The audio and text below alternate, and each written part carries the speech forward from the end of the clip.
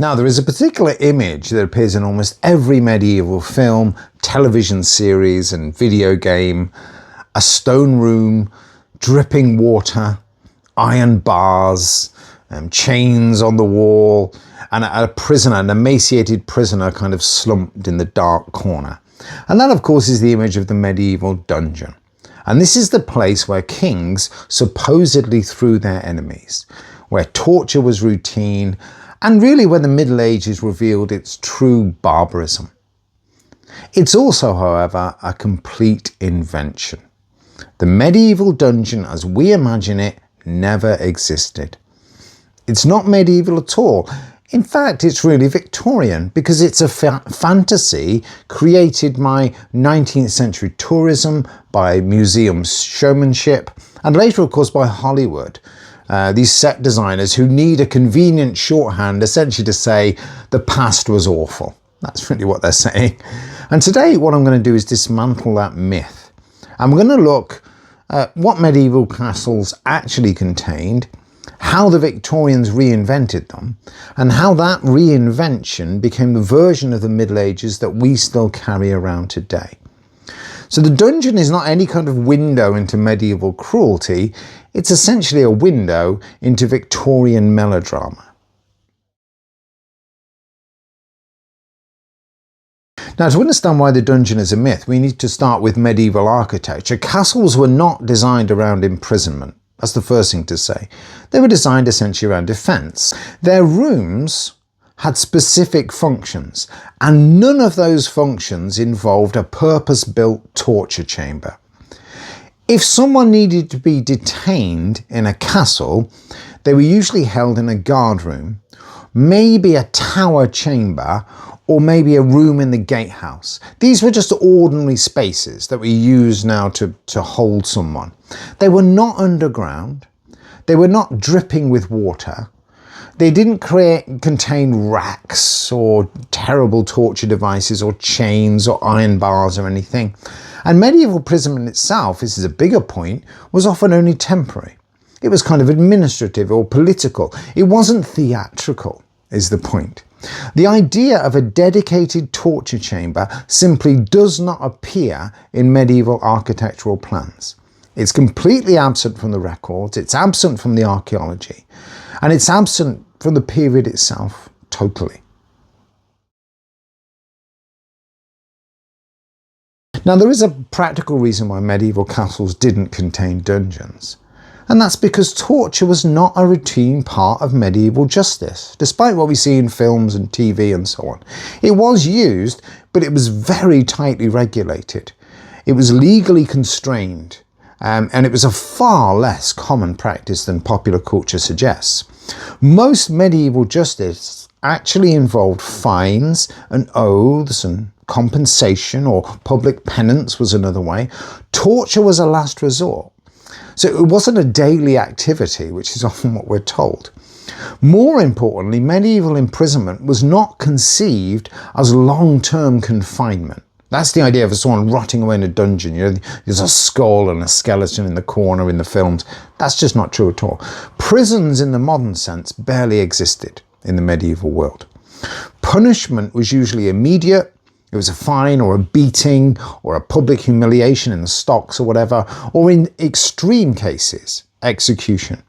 The idea of locking someone away for years in a subterranean cell is a completely modern concept, not a medieval one. Medieval people did not build dungeons because they didn't need them.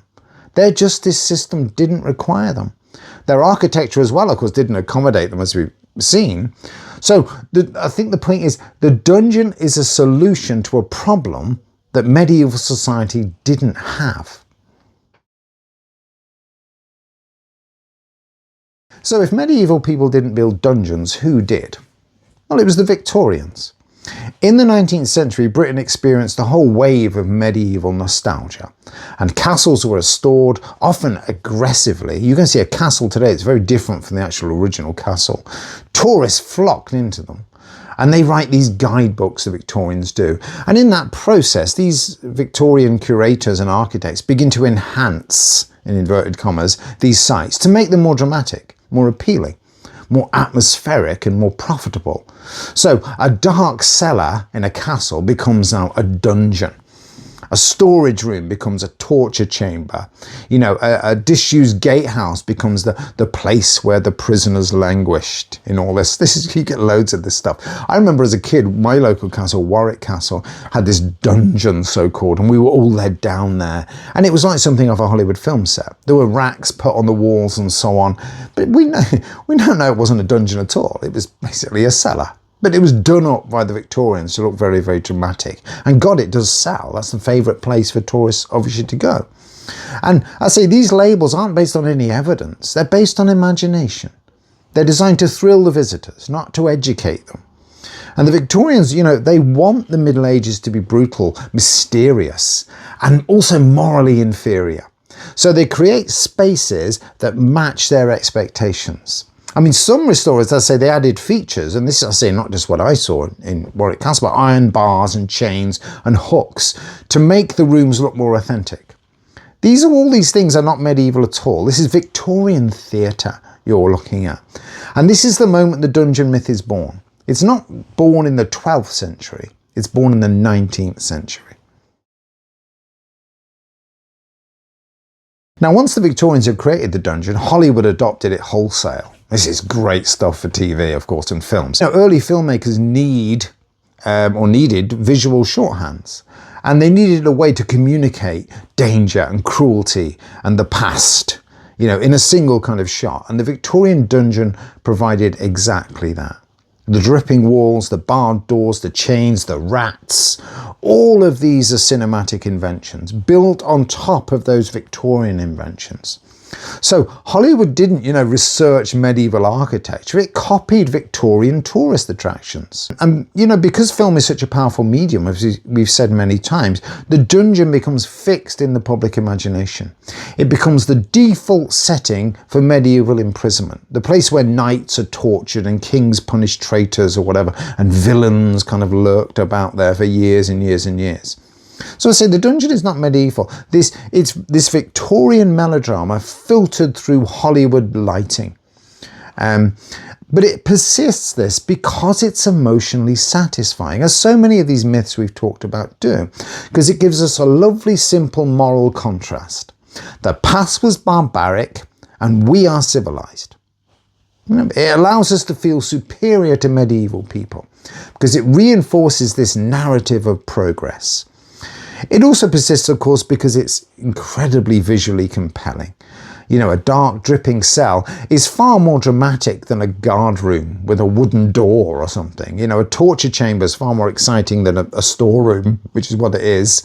The dungeon, therefore, is a fantasy that flatters modern sensibilities and entertains modern audiences. And of course, once the myth becomes cinematic, it's very, very difficult to kill.